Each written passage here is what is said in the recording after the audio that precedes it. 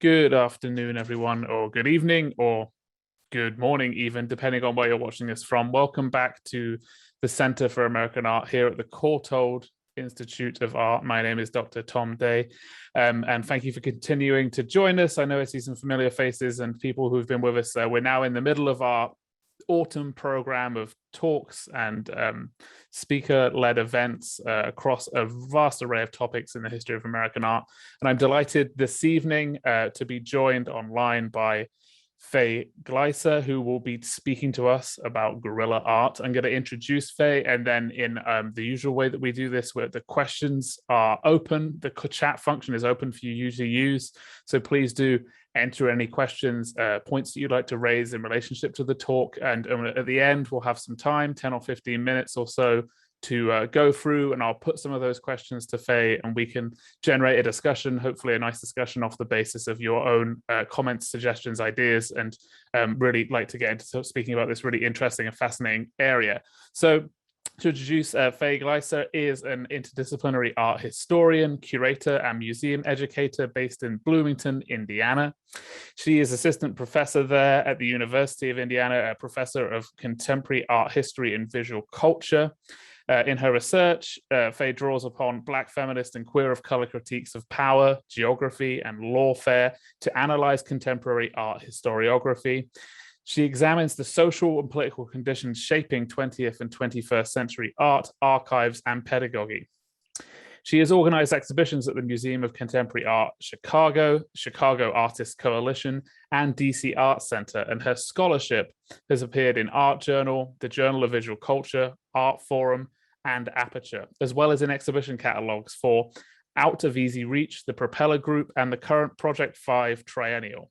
In 2020, she was awarded a postdoctoral research fellowship at the Smithsonian American Art Museum in Washington, D.C., in support of her book, which is forthcoming from Chicago University Press, and from which we will hear a portion of written material this evening. The book analyzes the entangled relationship of policing, risk management, and conceptual and performance-based guerrilla art in the United States. I'd like to thank her for coming, and please, Faye, take it over, and we'll get back to questions at the end. Thank you, everyone, for joining. So thank you so much for this introduction and for the opportunity to share my research with all of you today. I'm speaking to you from Bloomington, Indiana, from the occupied ancestral and contemporary homelands of the Shawnee, Kickapoo, Miami, and Potawatomi nations. Thank you to everyone joining today from your various time zones and locations. I want to also extend a special thank you to Doctors Tom Day and David Peters Corbett and everyone behind the scenes for putting this Zoom event together. It's really an honor and a privilege, and especially during COVID, it means so much to be able to still connect through Zoom.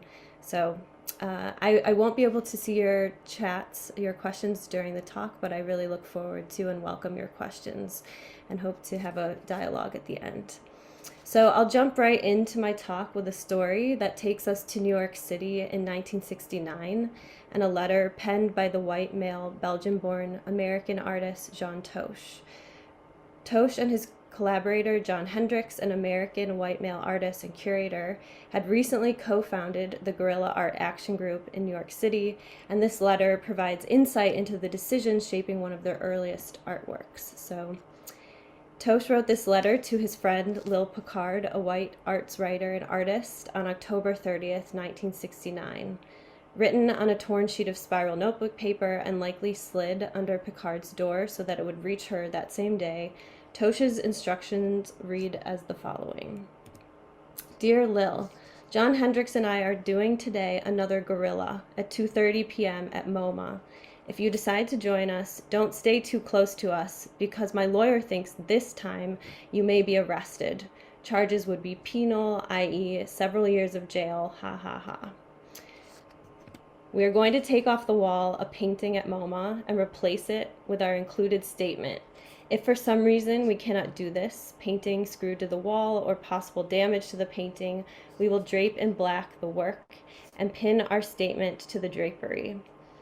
We decided not to damage any work because John pointed out very correctly that it would be in itself a form of repression or fascism and therefore would defeat our purposes. Love, Toche. That afternoon at 2:30 p.m. as planned, Picard did decide to join Tosh and Hendricks for their guerrilla intervention at MoMA, and she heeded Tosh's warning, staying at a safe distance in the gallery. No one would be arrested that day.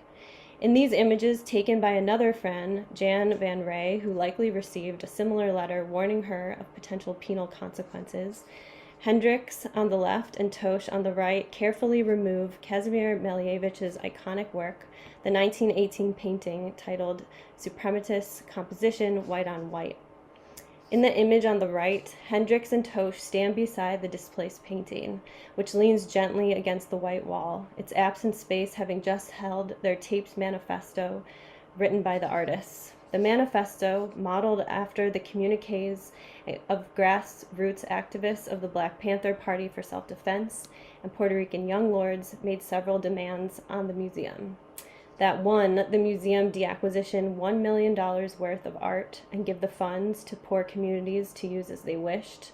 2, that it decentralize its power structure, including supporting recent calls from Black artists for a Black wing of art at MoMA, to work against what they called the quote-unquote racist Western perspective of the museum.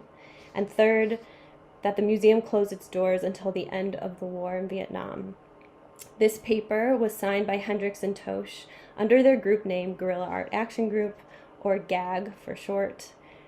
This was a group that had recently formed that month and was recognized as the militant arm of the Art Workers Coalition in New York, which was a larger group fighting for artists' rights and compensation.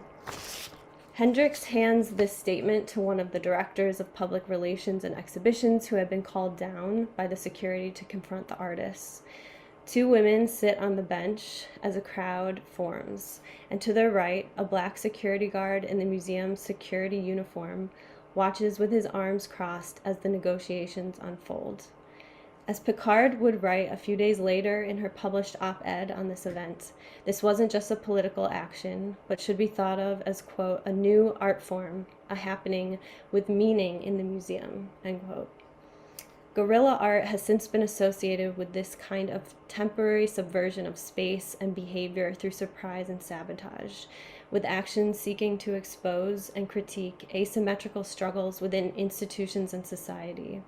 In their self-identification as guerrilla action artists, Tosh and Hendricks adapted the word guerrilla from guerrilla warfare, meaning small wars in Spanish, referring to irregular combat and rogue attacks, and they used it for cultural production. They do this just as a guerrilla generation is forming globally, galvanized by revolutionaries engaged in battle in Cuba, Uruguay, Vietnam, and Algeria, and elsewhere, as well as being inspired by Che Guevara's rise as a revolutionary icon. Activists and social reformers around the world took up Che's low-tech tactics of guerrilla intervention and applied them to a multitude of struggles. So I wanted to begin this lecture with Tosh's handwritten letter, which now sits in the Archives of American Art in the Smithsonian in DC, and Van Ray's photographs, because together they offer a rare glimpse into a core but routinely overlooked aspect of art so often labeled guerrilla. What this letter and these images provide in so many words is a manifestation of punitive literacy, namely the process of becoming knowledgeable in punitive structures, the threat of punishment, and their potential consequences. Punitive literacy is also, as Tosh's letter shows us, a form of becoming knowledgeable in how others fit into these scenes of punitive encounter, and how this literacy can mobilize care as an aesthetic form of sociality, one that manifests as the making of survival tactics through collaborative coordination and participation. Punitive literacy is a concept I'm developing, that I've developed after sitting with artists' use of guerrilla tactics in art. It's a response to a lack in critical vocabulary to animate and illuminate the type of practice Tosh explained to me in a 2014 interview when he said, "We were guerrilla because we used surprise. We made planned appearances and disappearances. That was guerrilla. I want to reiterate that the actions with John were carefully planned and not hysterical reactions. They were pre-discussed. We made sure to have witnesses each time to watch in order to have people that could attest to our actions in court. We recorded the plan beforehand with communiques and documents, also for legal protection. So as this pairing of this letter and the photographs made clear, Tosh and Hendricks developed a punitive literacy through consultation and personal experience. They spent time anticipating potential penal consequences and planning ahead. Tosh, for example, reached out to a lawyer to inquire about possible ramifications for moving the painting, which he probably learned would be damage to private property and potentially trespass. He then notified his friends of these possible consequences if they were seen to be affiliated with the action and what to do to prepare, namely standing at a distance. This approach and interest in legality was likely informed by Tosh's brief study of law in Belgium, where he went to university before coming to the United States in the mid-1960s. Lil Picard, who received the letter, who was invited as a witness, was likely there because she was an arts writer who could then narrate the events in ways sympathetic to the artist's intentions. And Van Ray was invited specifically to take this photograph and others. But these weren't the only people invited. We know now that the two women seated on the bench were representatives of the Art Workers Coalition. We know that Tom Lloyd, a Black artist then fighting for the Black wing and representation in MoMA's collection, is just barely visible on the left edge of the photograph, where he's talking to Howard Wise, another friend who had also been invited in advance, and Howard Wise being the director of Howard Wise Gallery in New York. So these people that we see in this seemingly random crowd of museum goers are actually all invited potential witnesses who can attest to what the artists were doing in court, to say that they had no intention of damaging any property. Tosh and Hendricks also gauged the probability of their own ability to be heard and seen by the staff of MoMA, their ability to negotiate. And this is something that Lil Picard also writes about in her op-ed, where she says that there were, quote, many non-revolutionary handshakes, end quote, shared between Tosh, Hendricks, and the museum staff once they came and read the statement. Hendricks, in a recent interview, also explained that the potential for arrest was part of their calculus for this piece. He said, could the museum arrest us? Yes, but what good would the headline, Museum Arrests Artists, do? So for some listening, I can waver a guess that you might want to call the various steps Tosh and Hendricks took in preparation of this guerrilla art action simply common sense. But it is precisely this normalizing of the learned knowledge of potential or expected contact with security and surveillance that I hope to denaturalize in this talk as an overlooked but critical part of work, a form within the art so often called guerrilla. And just so we're on the same page for a little bit of background, punitive means, at its most basic, inflicting or intended as punishment. A number of thinkers have delved into the implications of punitiveness and its societal forms. To name only two, Michel Foucault's Discipline and Punish and Nicholas Mirzov's book, The Right to Look, have exposed the historical and contemporary dimensions of spatialized power and governmentality. They write about how social order and the visual field are organized through panoptic surveillance structures that enforce and produce racialized, gendered, and class hierarchies of order and mobility.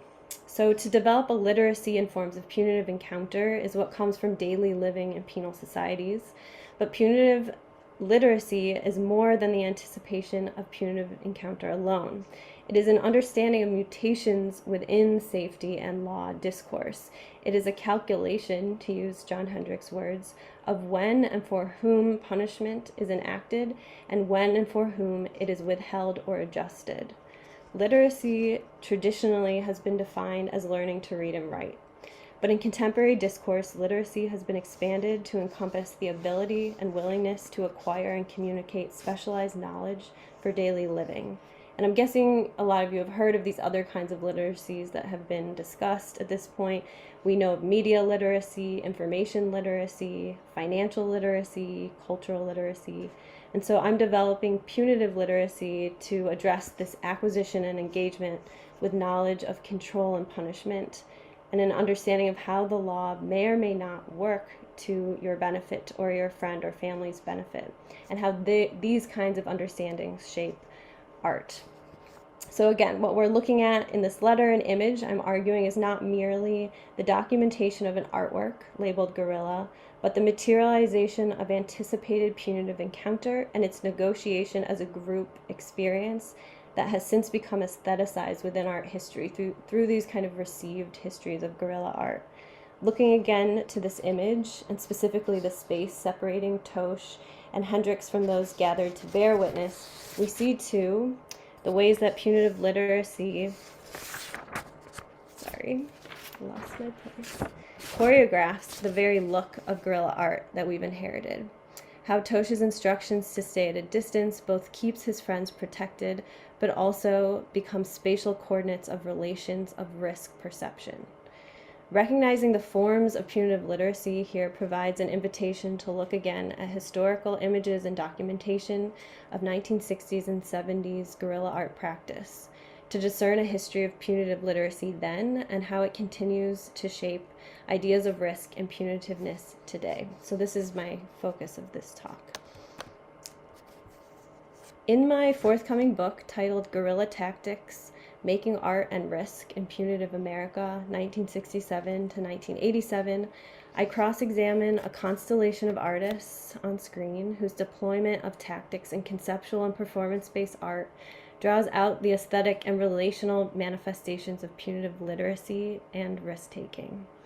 As these representative images suggest, artists utilize a wide range of tactics to distinctive ends. In the top row, for example, starting from the left, in Irvine, California, in 1972, Chris Burden held a TV talk show host hostage at knife point in a piece he called TV Hijack. In the center, the collaborative conceptual group Osco, based in East LA, staged fictional cinematic scenes to create what they called perceptual sabotage. Here, they've staged and photographed a faux scene of gang war aftermath, and they've circulated it so that it appears on the local news as an image of authentic Chicano gang war to disrupt the cycle of the news and its own fictionalizing of these events. They do this in 1974. This image of Adrian Piper wearing a witness disguise, which was comprised of an afro wig and reflective sunglasses, to become the mythic being, is seen here sitting on a park bench in Cambridge nearby Harvard's campus in a work that she titled Loitering in 1974. And in the second row, other key examples within this constellation of artists deploying guerrilla tactics in art include Popel's crawl through Times Square in 1978, and we see him here being stopped by a police officer. That same year, Touching Shea created Wanted by the U.S. Immigration Service, a conceptual self-portrait manifesting his own personal experience of being undocumented and living in New York in fear of deportation for several years. And finally, the Guerrilla Girls, who have utilized the cultural currency of the word guerrilla to brand their tactics of anonymity and critiques of the art world's sexism and racism.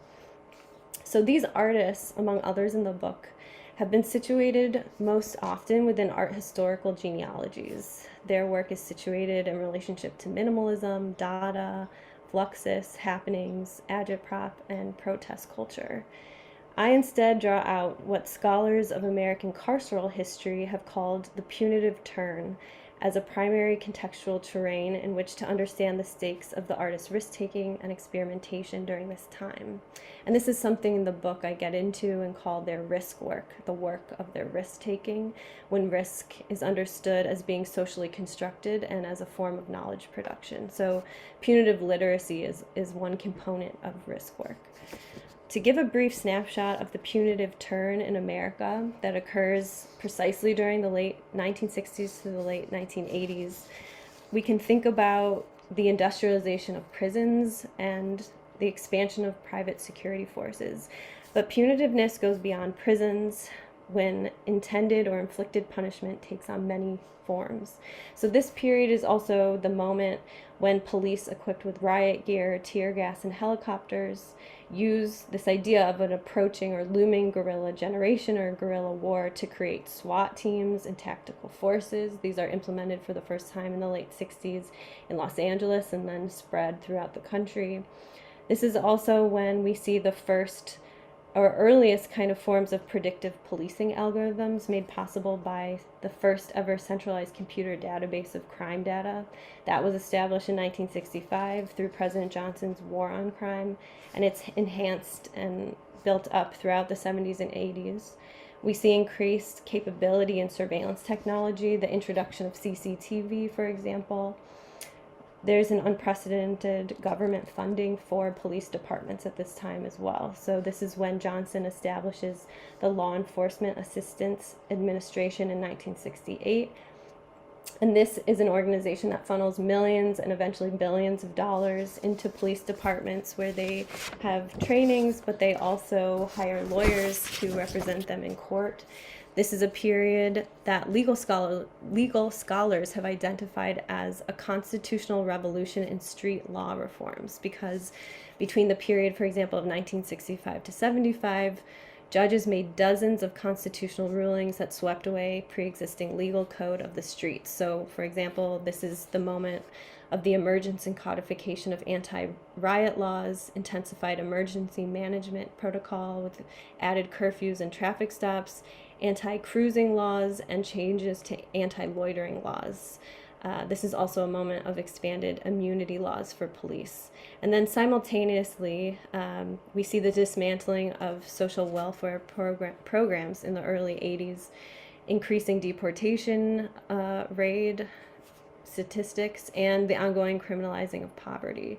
And so if you're interested particularly in this history of the punitive turn, I really recommend Elizabeth Hinton's brilliant work on this topic, her book From the War on Poverty to the War on Crime, The Making of Mass Incarceration in America. And I also recommend Nicole Siegel's book Violence Work, which gets into the limits of the kind of construction of police that we have to think more expansively about punitiveness. So this wide-reaching punitive turn in America remains the least considered but one of the most significant structural aspects working across and linking all of the artists on screen through their deployment of guerrilla tactics in art, because each of these artists, when making these works, anticipate, solicit, or evade, and even invite arrest at different times. These relations manifest formally, materially, spatially, and temporally, and they constitute the look of guerrilla art, as well as the form of the canon that we've inherited, this canon of American art. There's been a number of excellent, groundbreaking exhibitions and scholarly monographs that have delved into this global kind of history of artists using guerrilla tactics of subversion and intervention. But I have found it striking that throughout these stories, the presence of police officers, state agents, security guards, and lawyers, who are often the work's first interlocutors, are taken as a given, or they are narrated as simply a challenge to artists' desire to intervene. But as Tosha's letter makes clear, anticipating policing and legal consequences is not merely a hurdle for artists or part of the architecture, but a context through which the intentions and choreography of guerrilla art take shape. It's a form communicated through the work.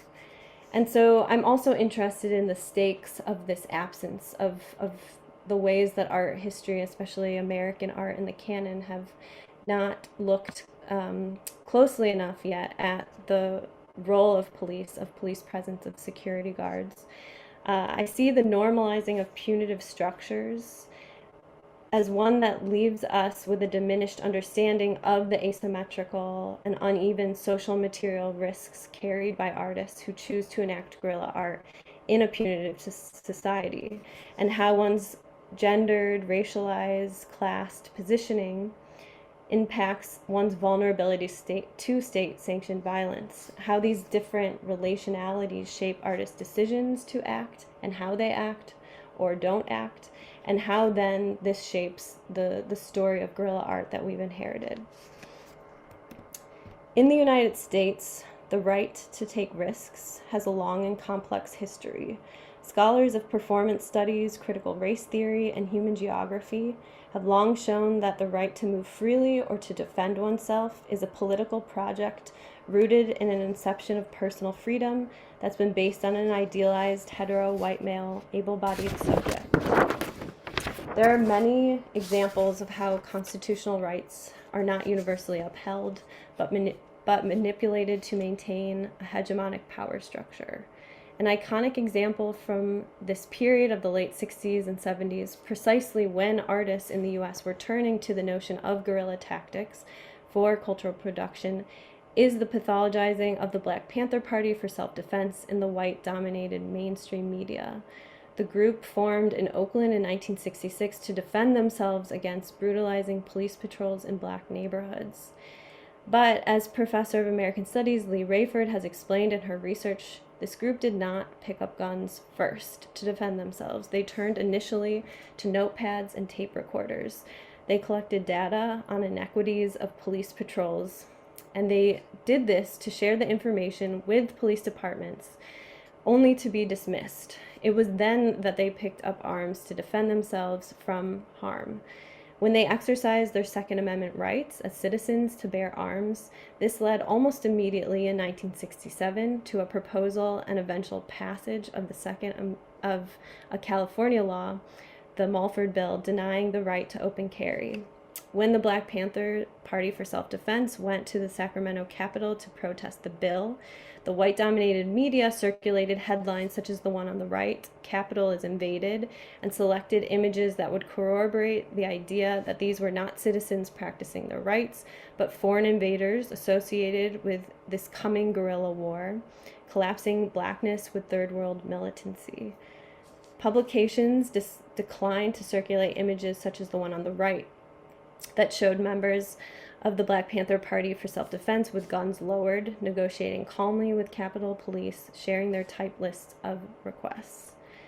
As mentioned earlier, Tosh and Hendricks took inspiration for their actions from a number of grassroots activists, including the Black Panther Party for Self-Defense, as well as the Puerto Rican Young Lords.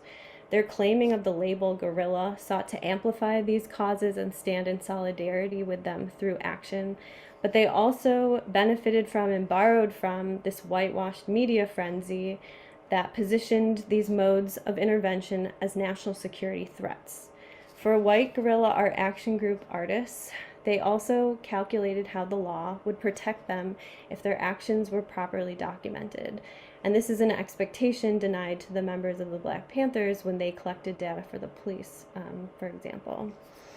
Although artists turned to guerrilla tactics in art and adapted them for symbolic actions, the racialized and gendered conditioning of their risk-taking and self-defense has not yet been foregrounded as a prime context for iconic early examples of performance and conceptual-based tactical art. And this happens especially in work staged by white men and women, when whiteness and their relations to punitiveness remain unnamed. In the United States, punitive literacy is arguably informed by the standardization of public safety, resource distribution, and land ownership tailored to protect the universalized, idealized white cis male citizen. As cultural geographer and Black studies scholar Catherine McKittrick reminds us, the notion of risk comes to be normalized in America's punitive society when it's organized around the protection of whiteness as a property relation. When risk is part of a biocentric system of knowledge that presupposes and relies upon Blackness as a pathology. Under these conditions, a Black man, she explains, may be deemed predictably ultra-high risk. So while danger is perceived to be beyond one's control, whiteness, as cultural theorist Sarah Ahmed has written, can be understood as a form of bodily inheritance, one that orients bodies towards horizons of expected safety and the belief that one can control and avoid unwanted outcomes by planning ahead.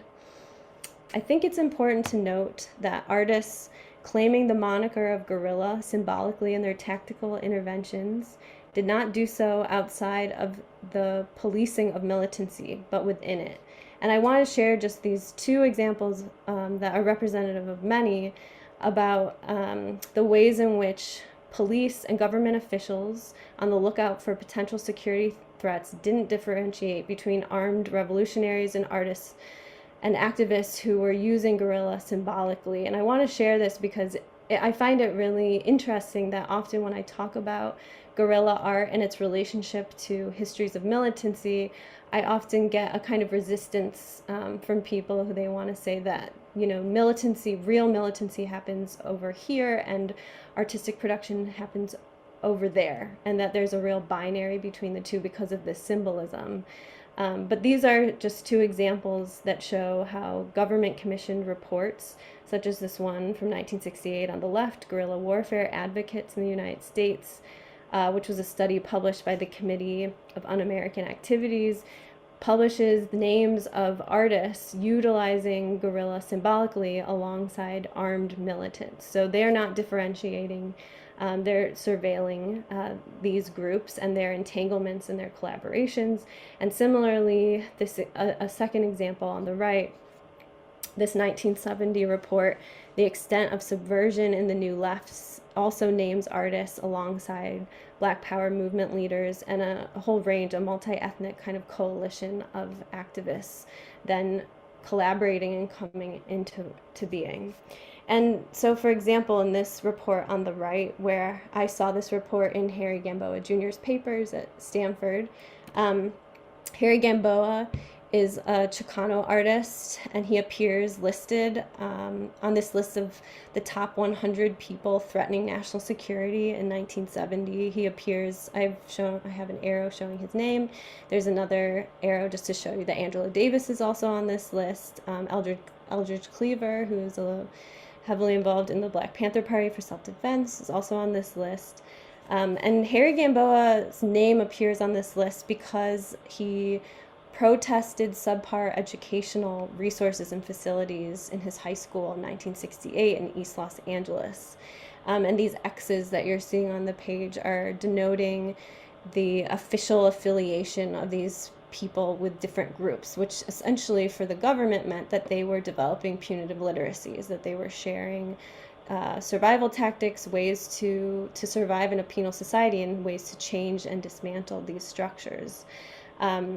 And so Harry Gamboa Jr., he will become a founding member of Osco in 1972, and his actions and the group's actions will be informed by his awareness of being under constant surveillance.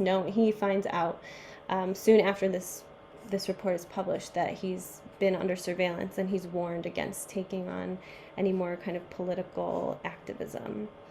So in my remaining time, I want to look closely at a case study. I want to look closely at the relations of risk and policing that link Osco and Chris Burden, contemporaries active in Los Angeles in the 1970s.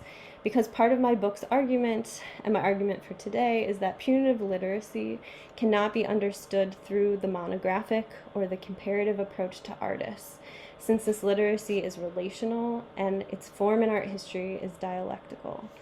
So Burden, a white male artist who initiated numerous confrontational, often aggressive works, has since the early 70s been known as this kind of ultimate danger artist for his risky art. And I'm just giving you one example of a 2015 piece on him, calling him the danger artist.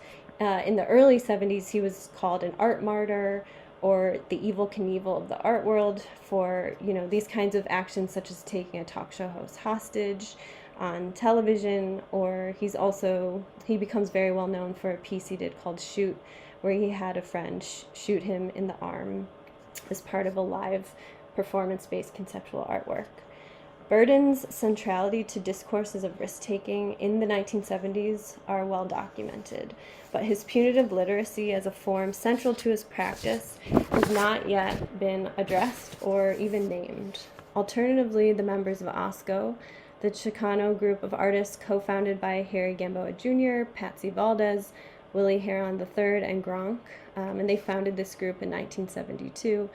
By contrast, this group is often discussed in relation to policing and racial violence within Southern California, while their work and practice remains problematically marginalized within exhibitions and museums that constantly show Chris Burden's work. So I'm really interested in this kind of dialectical relation of risk-taking that shapes our canon of American art. And so my case study will look specifically at Osco's first supper after a major riot, enacted in 1974 in East LA, an area that was predominantly populated by Mexican Americans, and Chris Burden's 1972 Dead Man, a work that is, I think it's fair to say, it's fairly iconic. It appears in most art history surveys and exhibitions if you're talking about performance art in the 1970s. And this was a piece staged in West Hollywood in LA in a predominantly Anglo, so white English speaking area. Burden and the members of Osco mobilized their different but relational punitive literacies in Southern California, revealing how racialized policing has shaped both the figure of the artist as risk taker as well as the canon of American art. And I'll end with just a note about the ways that art history also shapes legal policy and legal precedent. So to look first at Osco and this work, on December 24th, 1974, the members of Osco temporarily occupied a traffic island at Arizona Street and Whittier Boulevard in East LA. The traffic island had been built in the precise site where police had opened fire with shotguns on an assembled crowd of anti-war demonstrators 3 years earlier. The group had formed, Osco formed organically from friendships begun during their high school days growing up in East LA and bonded through their experiences with intense policing and an environmental crisis there. And after they graduated from high school, that's when they formalized this collaboration under the name Osco, which means nausea in Spanish. In this image, Gamboa is behind the camera in his usual role as documentarian of the group. In this photo, you see Patsy Valdez, Harry Sandoval, a frequent collaborator with the group, Gronk, and Willie Heron, gathered around a table set as an impromptu party on the raised cement median as cars pass on either side. This is a special supper, and the guests, who are also the hosts, wear costumes and hold props, borrowing iconography from Dia de los Muertos to transform the site into a memorial to the dead. Valdez wears a gray top hat, Sandoval wears a white mask and a bowler hat. Across the small folding table, he reaches an arm out as if to cheers Gronk, who wears a mask, while Heron, to his left, leans in, holding up his glass.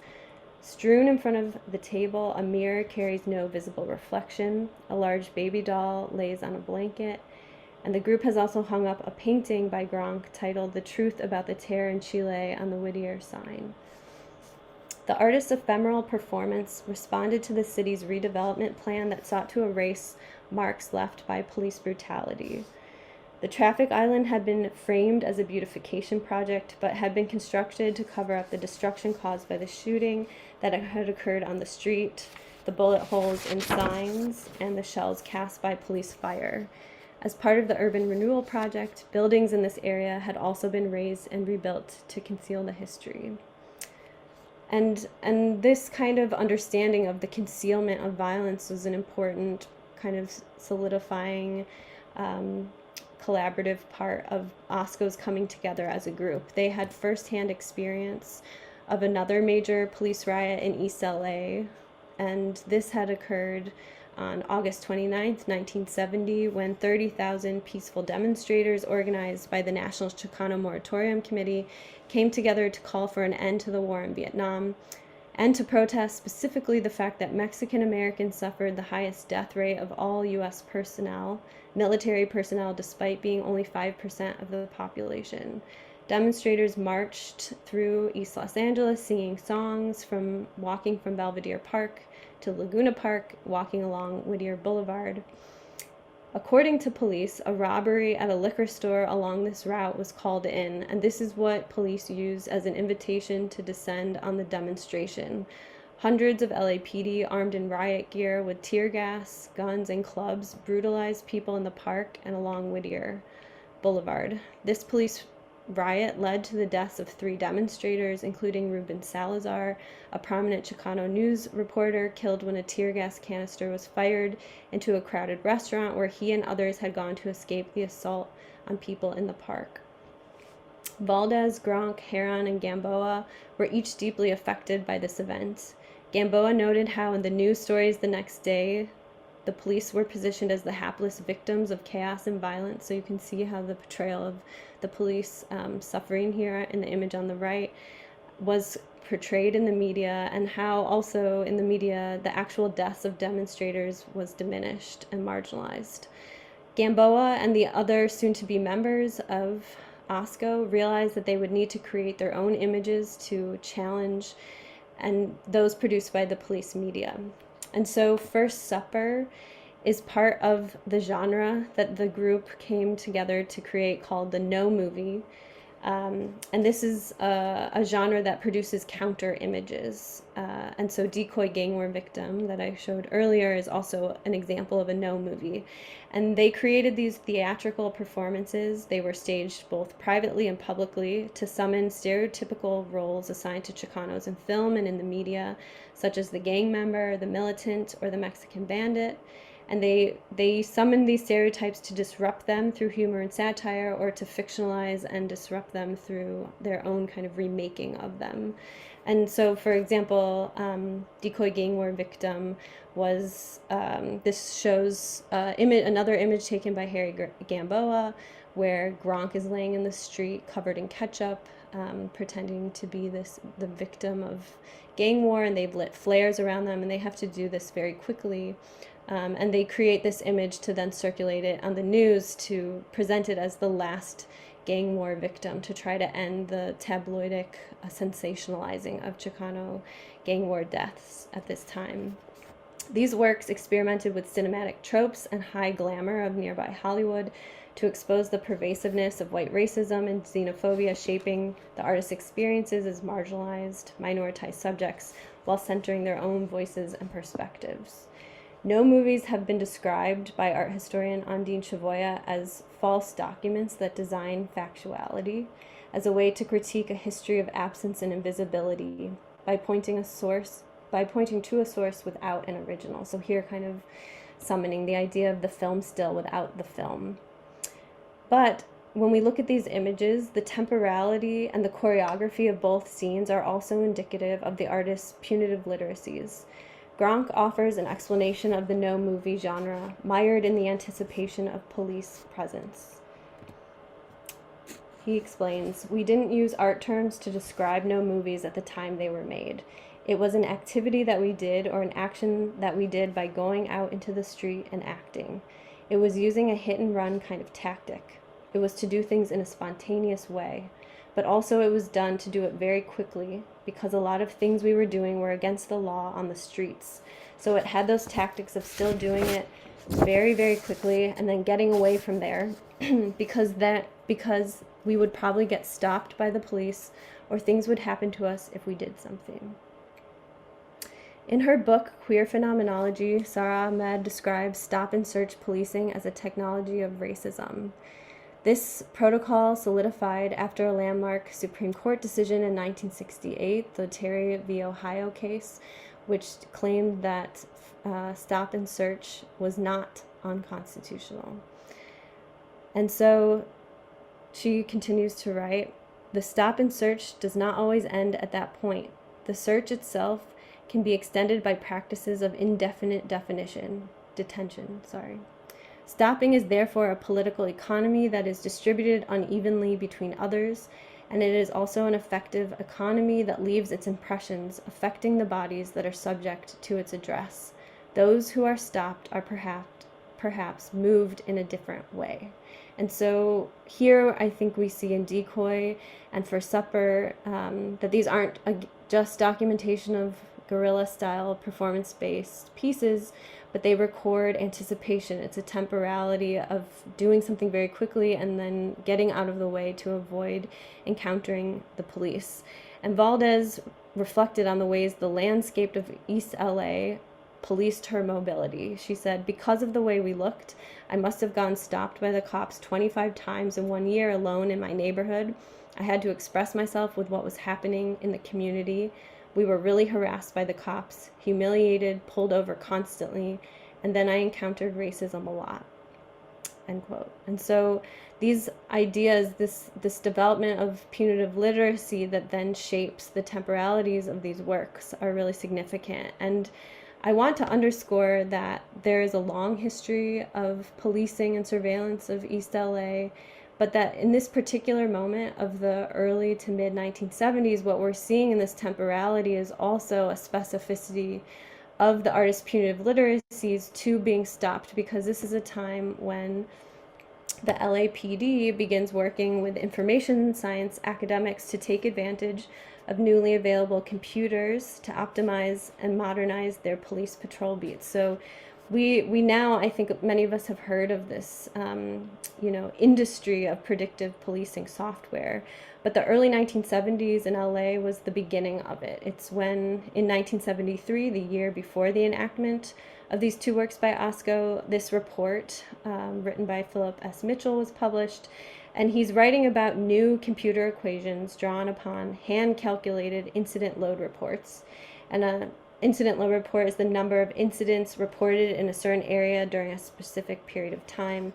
And police were working with computer scientists and academics to put forth new redrawn patrolling areas that reallocated police officers from quote-unquote lower incident load areas to quote-unquote higher risk areas. And so the crime map that you're seeing is a redrawn police patrol beat where each of the sections are delineating how, the different areas where police would be patrolling, and they're calculating statistically based on this equation they're giving us, which is, taking into account the type of past events, and the number of those events, to then calculate how many more police should be allocated to this area. And this is very skewed because, as we know, there were police riots happening in the early 70s, so they're basing a lot of the numbers of previous incident load reports on the fact that this area was already heavily policed in relationship to other Anglo parts of the city that were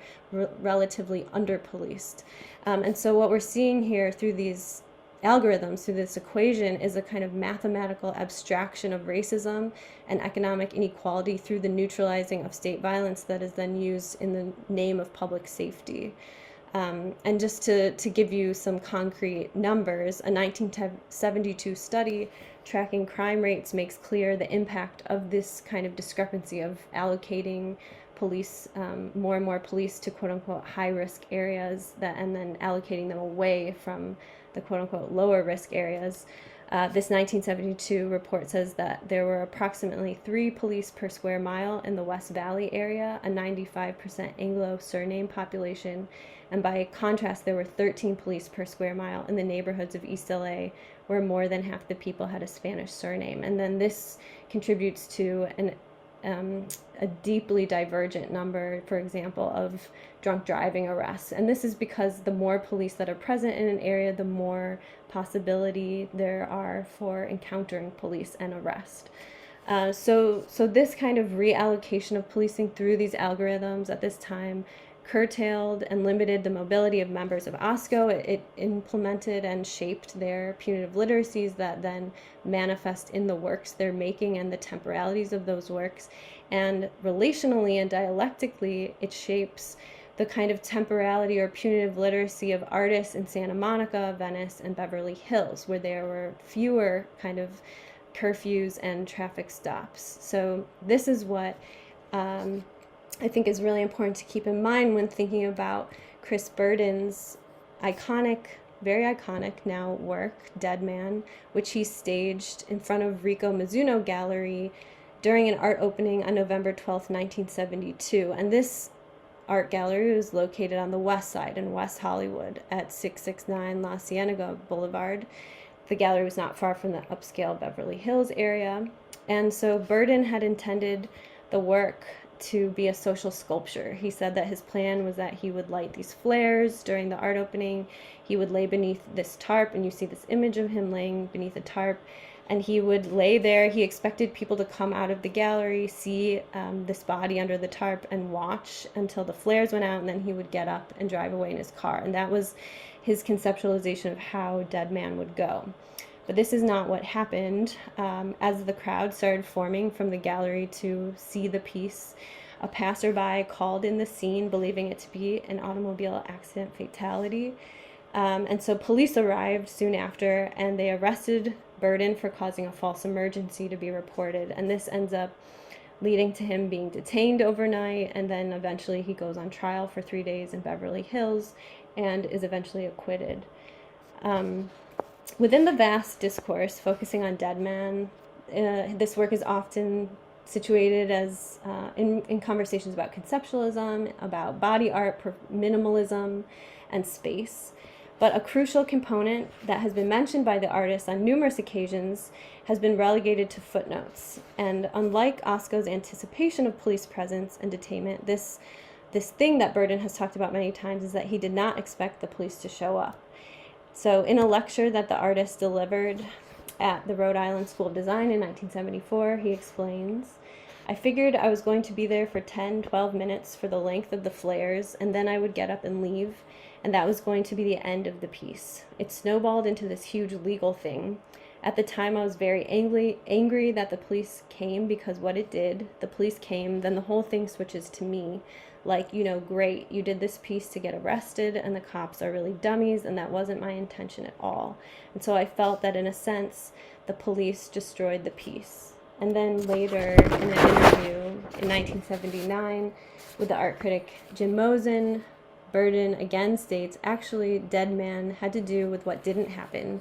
I didn't envision the police coming. That totally changed it around."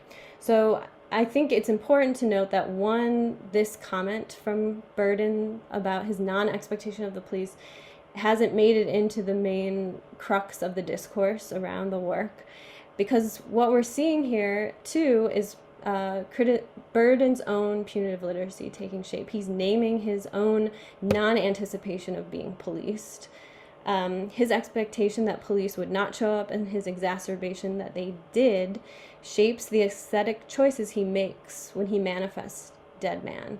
And it becomes part of the temporality and the choreography of this work, because it meant that because he was not trying to avoid police encounter, his piece lasted long enough to solicit police encounter and became spectacularly confrontational because of his arrest and his trial, which was then covered in the local news. So the point of this that I'm trying to make is that his work actually ends up garnering him a lot of support in the art world. During the trial, 2 officers testified for the prosecution, bringing forth over-exaggerated accounts of the number of flares that were discredited by the documentary photographs of the artwork. For his defense, several individuals who were very prominent in the art world spoke on his behalf, including Rico Mizuno, the gallery owner, Helen Weiner, the LA Times art critic, and Jane Livingston, the curator of modern art for LACMA. So this kind of built up his reputation as a serious artist at the same time that he's being put on trial for criminal offense, potentially for disrupting traffic or creating a false emergency.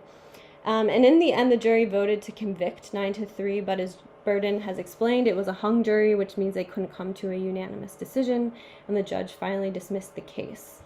And this also leads to his kind of national debut. So he appears on the cover of the Arts and Leisure section of the New York Times in 1973, and this is him enacting another piece he had done earlier where he wore a ski mask for several days in Kansas City, and the writer, Peter Plagens, is referencing his shoot piece for which he was shot earlier as well. But the main focus of this article and why it's on the front page is because it's all about his trial. It's about his arrest, and really it becomes this kind of standard for permissibility, for experimentation with guerrilla tactics in this really spectacular kind of way, these tactics of intervention, spatial intervention, and behavioral intervention.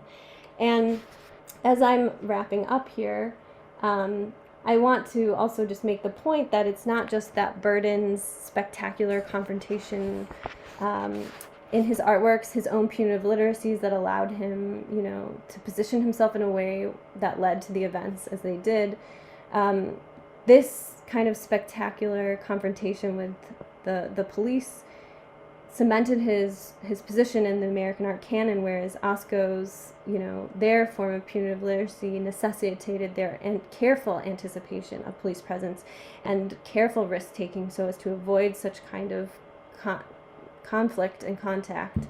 But this also shapes legal precedent. And so, very quickly, this is an example of a letter written by a second-year law student, Bruce Mitchell, who has written to the MCA in Chicago director specifically to follow up on works that Chris Burden is doing because he's studying this new emerging field of art law.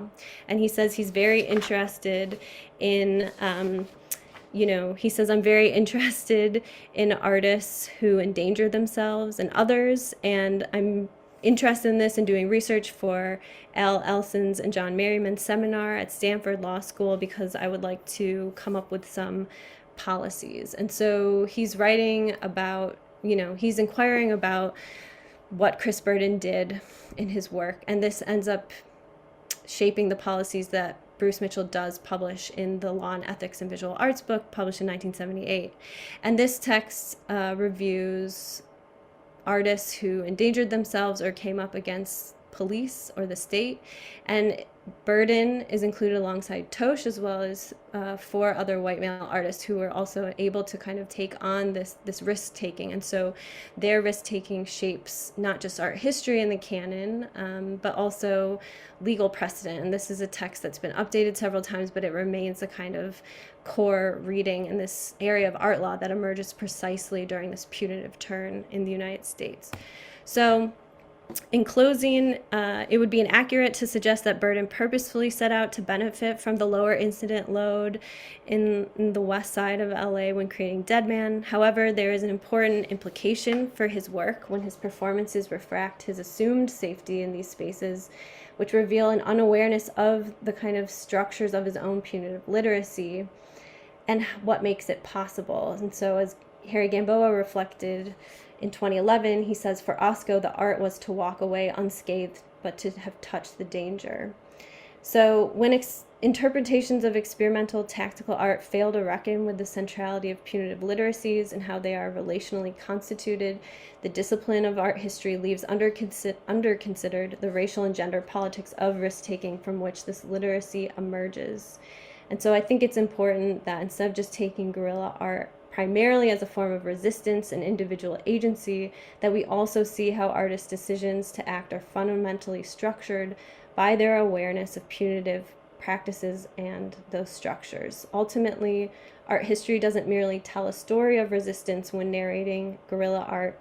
It shapes the concepts of risk and the legibility of punitiveness through which future relations unfold. So I thank you so much for listening, and I'm really looking forward to your questions and thoughts. Thank you so much, Faye. That was really excellent and illuminating, and I really am interested in this cross-disciplinary nature of the work of legality and thinking about risk and the punitive turn and the visual culture of the punitive turn within the American context. I think it's amazing. So let's see. We've probably got a couple of questions coming in. I'll just while people prepare questions and start to write out their thoughts, I'll just jump in with something which is a bit more of a basic question, I suppose, but something I'd be interested to hear your thoughts on is Osco, your example, also the example of the Guerrilla Art Action Group, both have this core of politics to them that is based in activism. Do you think that what was Burden's politics, or what was his work doing by these methods of like hijack of disruption of space in that kind of in Dead Man? What is the politics of Burden? Because I obviously, to think of it in terms of the context of punitive literacy, it's quite different from the other examples that you brought in. Yeah, thanks for that question. I mean, Chris Burden's an interesting example. His works, he was thinking politically, and his piece Shoot, where he has a friend shoot him, he's thinking explicitly about men his age being shot in Vietnam. He's thinking about the way that the media sensationalized these things. That's why he was saying, I want to experience it, which is its own kind of form of, it has its own problematic privileging of inviting pain and violence in a kind of controlled way. And he was thinking a lot about the politics of the media, of narrations, of violence, of militancy. That he was interested in that in TV Hijack. TV Hijack is also of a moment in the United States. It was the spike in airplane hijackings, and so he was thinking symbolically about the ways that when an airplane was hijacked, it also quote unquote kind of hijacked the media. And so he was experimenting with the hijacking of the media, but what he was also doing was, kind of endangering without consent a woman who was interviewing him. So there's the politics of that as well. But I'm actually, and I like your question in thinking about activism across these artists, because I think I'm really interested too in this idea of guerrilla itself, and the way that so often we label actions guerrilla when there is a clear kind of source of activism or politics.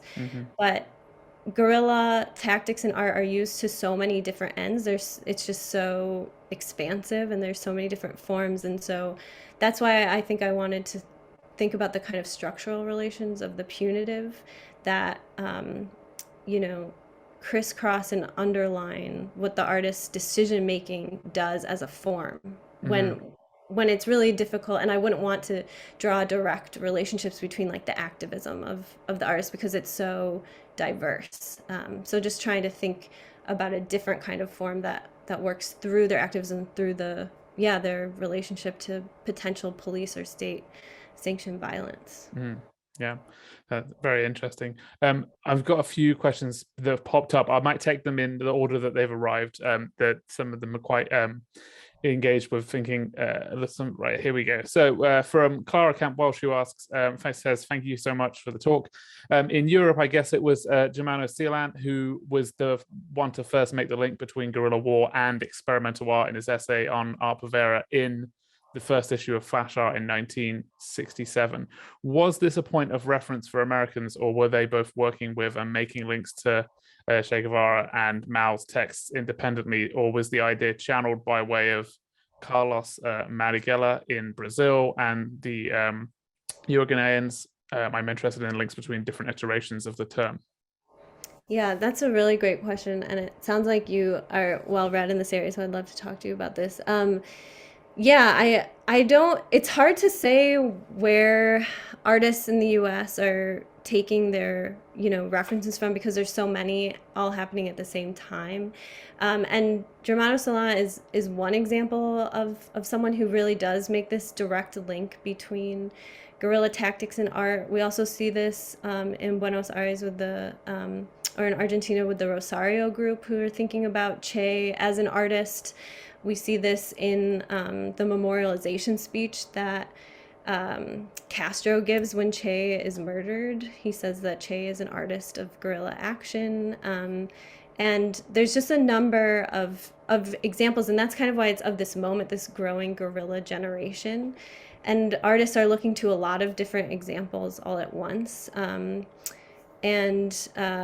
Yeah, so there's not really like one particular point I would say is the point of reference for Americans. I do think Art Povera is like an important one, but I think that especially for the artists in the US, they're looking at grassroots activism. They're thinking about their particular location, and a lot of these communiques are being translated at this time. So Carlos Marighella's, guerrilla mini manual training is translated and circulates widely. And then I'm interested too in the mutations of this. So not just like when it emerges, but the fact that we know that Marighella's text, his translated text, is found in the Symbionese Liberation Army's headquarters right around the time that they kidnapped Patty Hearst. So it's like, and that happens in 74. So there's these different moments when these ideas recirculate and then are applied to different contexts. Yeah, and so I'm very interested in the different links between the terms that you're mentioning. And that's kind of what like a lot of the book is about. So I'd be happy to talk more about that, but you're definitely hitting on a lot of the key kind of referential points. But yeah, definitely Che, Regis Debray. I mean, there's Fanon is writing Wretched of the Earth. There's I think another actually really important reference point is the cinematic. So the Battle of Algiers is often called a primer for guerrilla warfare. It wins Best Picture in the late 60s in the US.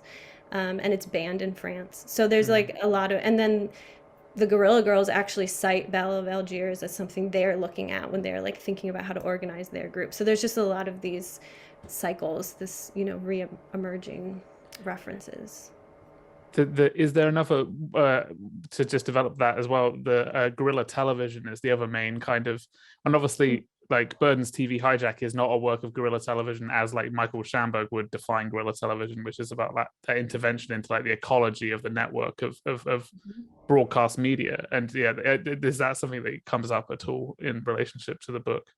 Yes, a little bit. I mean, um, it's such a vast discourse when you get into Yeah. that area, that ecology, like you're saying, and people have written about that, which is great. But like I'm interested too in the surveillance aspect. So I think of like the video freaks who are very much a part of this TV, this guerrilla TV moment. They're under surveillance by the FBI.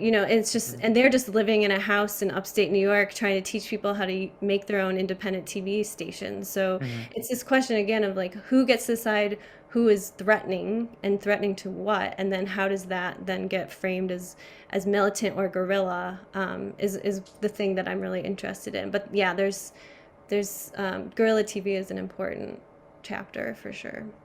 Great. Okay, wonderful. I have a question here from Alice Butler who says, thanks so much for your fascinating talk, Faye. I would like to ask about methods and the importance of archive materials, traces, and memories in the work. Could you talk perhaps a bit about your approach to archives and attending to this punitive literacy practice, and what stories these archives tell, how to mediate on what is missing or what cannot be seen or found in the kind of archival work that you had to do? Thank you for that question.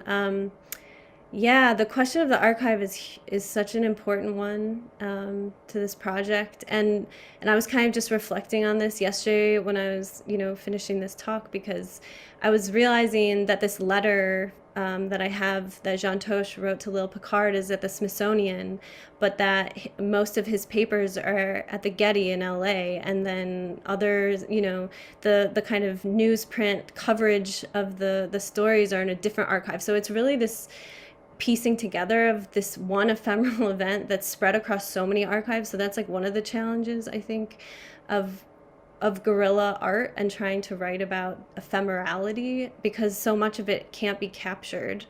And I think part of what I'm trying to do in the book in terms of methodology as well is put art historical archives in conversation with police archives, with the National Archives in DC of the FBI, because a lot of the police, who encountered these works and potentially were the first interlocutors of them, like I'm talking specifically of works that I write about in the book where artists are arrested, and these documents are almost impossible to find, because as an art historian researcher, I don't have access to the archives, and a lot of the documentation wasn't saved, or it's very private and it's hard to get to. So I have to methodologically try to write and confront the things that I can't have, or when I have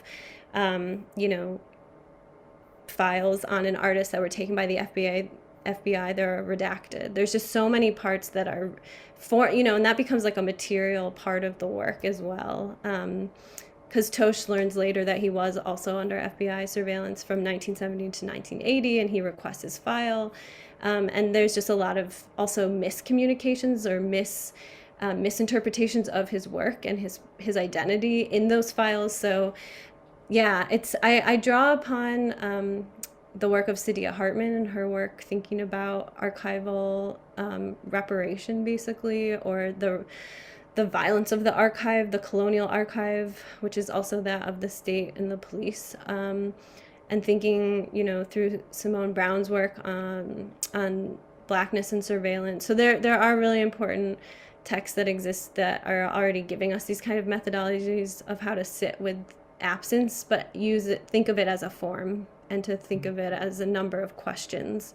And I think the last thing I'll say to that was, which was my like aha moment about the absences within the archive, was when I was first starting to write about Osco's decoy gang war victim.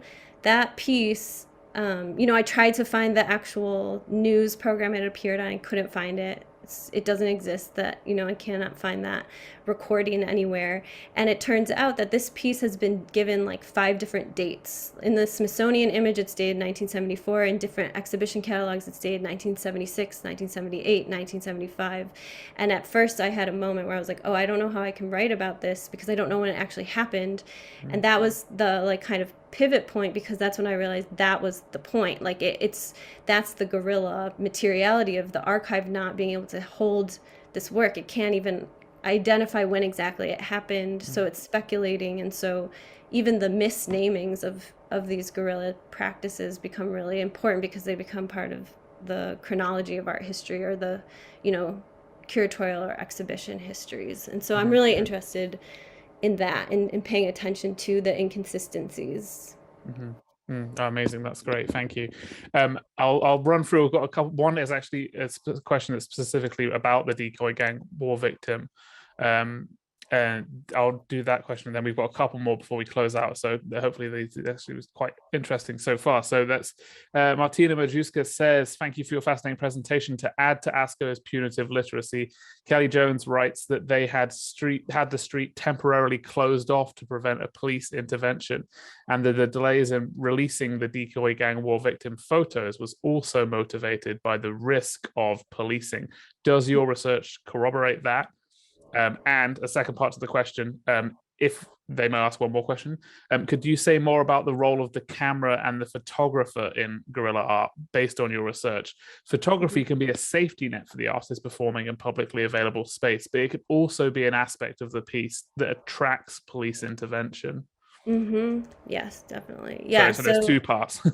Yes. I am.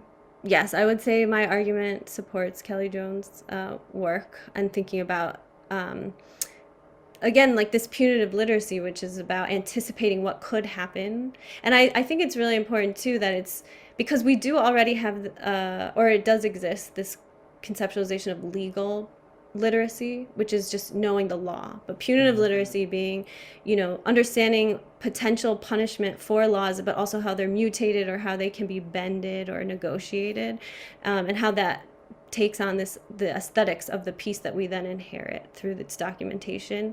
And I think the role of the photographer in documentation, like you're saying, is really complicated. And I think decoy gang war victim is a really good example of this. And this is something that Andine Chavoya mentions in one of his writings about this piece in particular. He said, it's important to know that the artist wanted to intervene temporarily in the tabloid sensationalizing of gang war in East LA. And so this was one way that the artist sought to create what they said is perceptual sabotage, and kind of put a pause in the way the story was being told, because all of the information wasn't there. They wouldn't be able to identify the person. They didn't know what had happened. So it would slow things down. But Chavoya also mentions, after the fact, this image brought more police presence to this area in anticipation of gang war. So it's mired in this relationship of, yes, the way that photographs shed light and bring visibility, but then they also become part of this anticipation of what's going to happen next. And so it's never just an easy fix. And so the role of the image maker is really fraught in guerrilla art. And I think that's also why we're really lucky in some ways that some of the artists were able to document these experiences and some didn't. But, like the image of that Van Ray took of the artists Hendricks and Tosh taking the Malevich painting down. If you were just looking at that image, you would think it was just a crowd of people in the museum, but we now can identify that all the people there were basically there to be potential witnesses in court.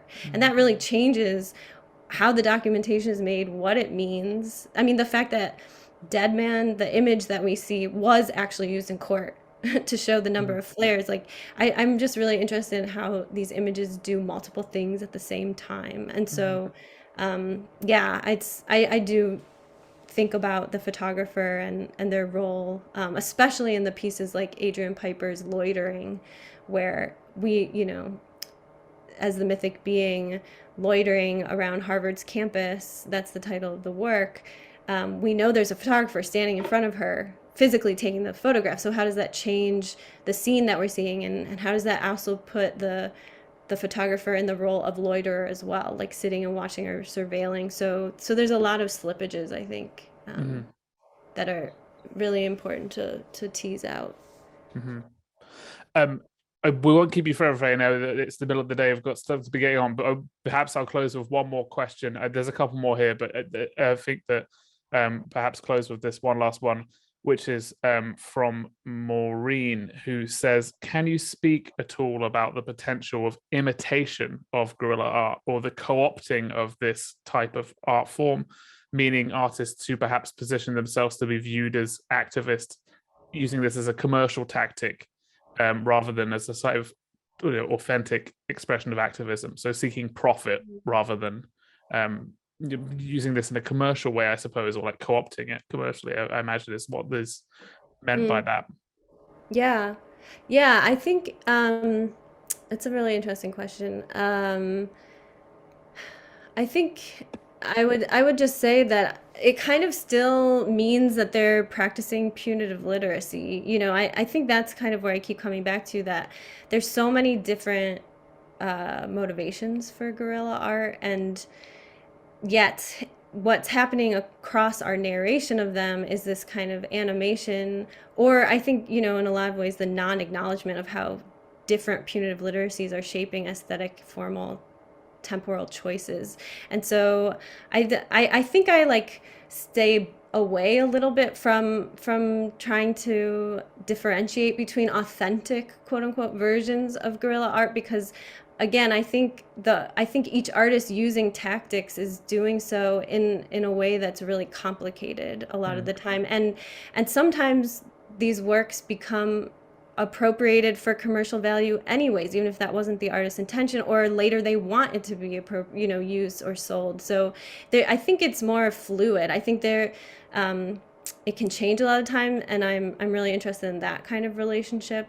So I'm sure there are artists who are thinking about how to capitalize on the kind of spectacularity of guerrilla and this kind of history of guerrilla that is now embedded within the term. But I think it's really complicated, and I'm more interested in the muddiness. I think I don't want to draw like a binary or like a line to say that what they're doing is an authentic guerrilla, because guerrilla essentially is like a rogue action that defies definition, that's constantly mutating in order to escape capture or definition. So in some ways, if they're reinventing an idea and then making it even more subversive on a certain level, for their own purposes, like that's interesting to me. Yeah, but thank you. I'll think some more about that relationship.